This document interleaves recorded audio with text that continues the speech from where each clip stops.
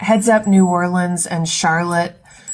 Gregory Bovino, that toad who runs CBP, who did that horrific interview on New York Times Daily. Shame on you, New York Times Daily, for featuring him. He has been, deployed, or his sights are being focused on Charlotte and New Orleans, and they're going east. So, of course, we've seen what has happened with CBP enforcement in Los Angeles and Chicago.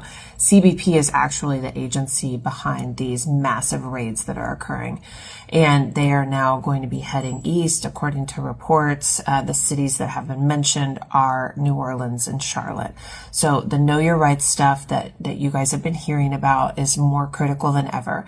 If you are an immigrant, you know an immigrant in those areas, please create a relationship with an immigration lawyer, have a consultation, make sure they have your data, make sure that you talk to them about what your risks and vulnerabilities are, what your rights are, what the plan of safety is, what would happen with the children if either of the parents get picked up, and that you've thought about it and you have a plan and you know how to protect yourself. It's not enough to just stay home.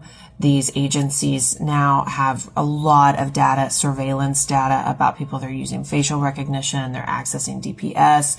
They know where people live and work.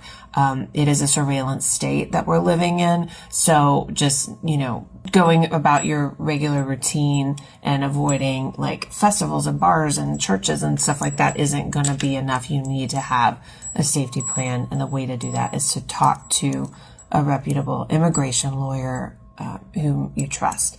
So if you want some help, feel free to reach out to me via DM and I can help. If my firm can't help you, we can connect you.